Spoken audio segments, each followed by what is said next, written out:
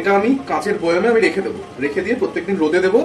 তো এটা একদম ঠিক থাকবে, অনেক দিন থাকবে আর রেখে খাওয়া যাবে। আর যাদের বাড়িতে ফ্রিজ আছে তারা ফ্রিজেও রাখতে পারে। আর ফ্রিজে না রেখে যদি রোদে দিয়ে দিয়ে রাখা যায় তাহলে কিন্তু এই মানে আচারটা খুব টেস্ট হয়, আরো ভালো হয়। হ্যালো ফ্রেন্ডস, আর্টিসমেন্টসে আপনাদের প্রত্যেককে আবারও স্বাগত। গরম পড়েছে, কখনো কখনো কালবৈশাখীও আসছে। তো এই সময় বাঙালির বাড়িতে বাড়িতে আমের আচার হয় না এমনটা একদমই নয়। তো আমের আচার কি করে তৈরি করতে হবে সেইটা কিন্তু আজকে আর্টিসমেন্টস আপনাদেরকে করে দেখাবে।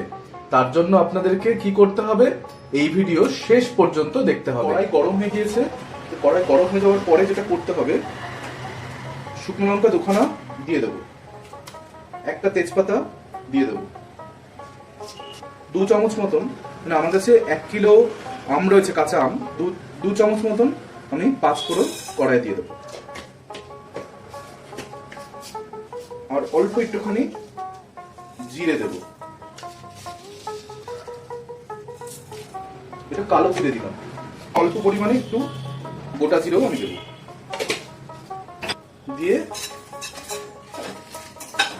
এটাকে আমাকে ভেজে নিতে হবে হালকা ভাবে।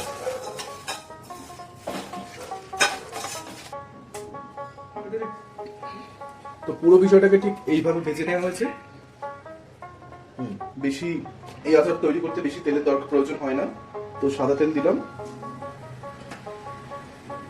তেলটা গরম হলে শুকনো লঙ্কা 4টে আর তেজপাতা 2টো আমি তেলের মধ্যে দিয়ে দেবো। তো আমাকে শুকনো লঙ্কা ও তেজপাতাগুলো দিয়ে দিতে হলে তো দিয়ে দিলাম।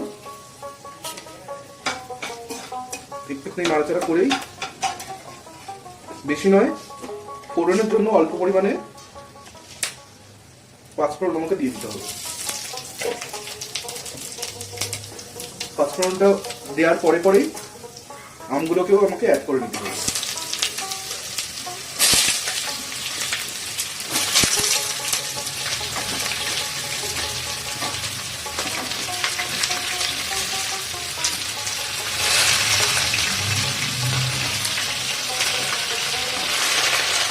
দিয়ে আমাকে এবার নেড়ে নিতে হবে।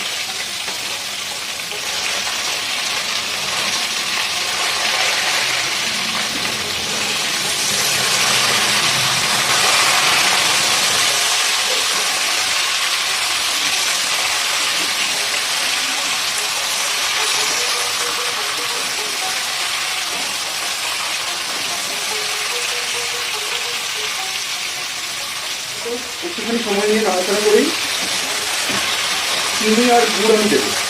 আমি চিনি এবং গুড় দুটো ইউজ করবো। তার যদি যে কোনো একটা ইউজ করতে ইচ্ছে হয় সে একটাও করতে পারে। চিনিটা আমি কম দেবো, গুড়টা আমি একটু বেশি দেবো। তো চেপে দেওয়ার পরে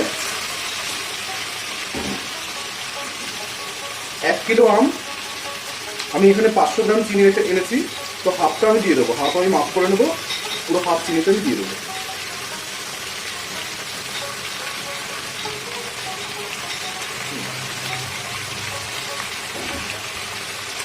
হাফ চিনিটা দেওয়ার পরে গুড়টা দেবো, একটু চিনিটা মিলিয়ে দেবো।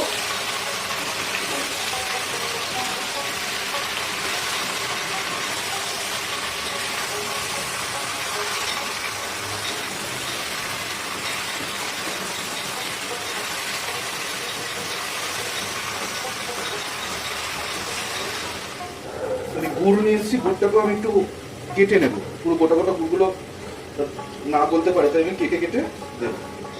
গুড়গুলো অ্যাড করে নেবো।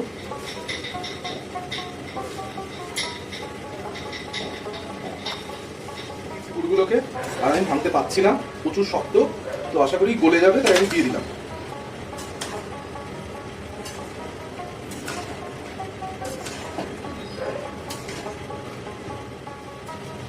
তো 1 কিলো আমে আমার যতটা নুন লাগবে সেই পরিমাণে আমি নুন দিচ্ছি। 1 চামচ দিলাম, 2 চামচ দিলাম, 3 চামচ, তো আমার 4 চামচই নুন লাগবে, আর লাগবে না। সেই ততটা আমি নুন দিয়ে দিলাম। আবার একবার ঘেটে নেব, নুনটাকে মিলিয়ে দেবো।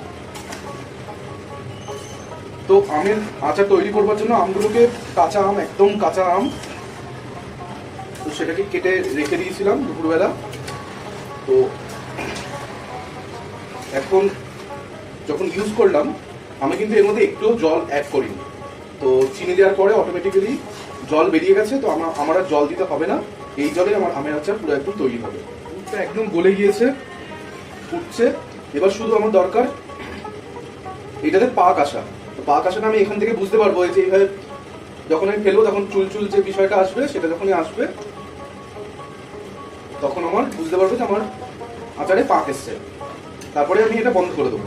আর একটা জিনিস দেখিয়ে রাখি, এই যে আমার ডিশটায় এই যে মশলাটাকে আমি ভেজেছিলাম সেটা আমি গুঁড়ো করে নিয়েছি। এটা একদম যখন হয়ে যাবে, রেডি হয়ে যাবে, ওপর দিয়ে আমি ছড়িয়ে দেবো।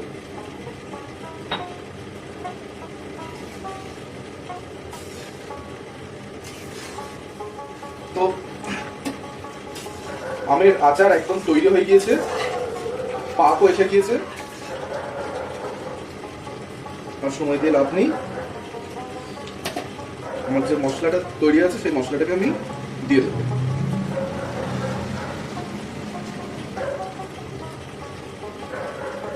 মশলাটাকে উপর দিয়ে ছড়িয়ে একটুখানি মিলিয়ে নেব। আর তারপর যতটা মশলা থাকবে সেটা উপরে ছড়িয়ে দেবো।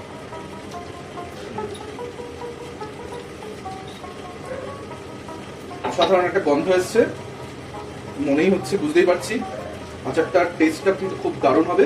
তো এরকম আচার বাড়িতে বানান, এবং অনেকটা বানিয়েছি আমি। তো এটা আমি কাঁচের বয়ামে আমি রেখে দেবো, রেখে দিয়ে প্রত্যেকদিন রোদে দেবো। তো এটা একদম ঠিক থাকবে, অনেক দিন থাকবে, আর রেখে খাওয়া যাবে। আর যাদের বাড়িতে ফ্রিজ আছে তারা ফ্রিজেও রাখতে পারে। আর ফ্রিজে না রেখে যদি রোদে দিয়ে দিয়ে রাখা যায় তাহলে কিন্তু এই মানে আচারটা খুব টেস্ট হয়, আরও ভালো হয়। তো আজকের মতন ভিডিও এখানেই শেষ করবো। তো যেতে যেতে লাস্ট মানে সবার শেষে যেটা বলবো যে এরকম আরও ভিডিওর জন্য আর্টিস্ট মেন্সের ইউটিউব এবং ফেসবুক পেজ অবশ্যই ফলো করুন, বেল বাটনটাতে ক্লিক করে রাখুন।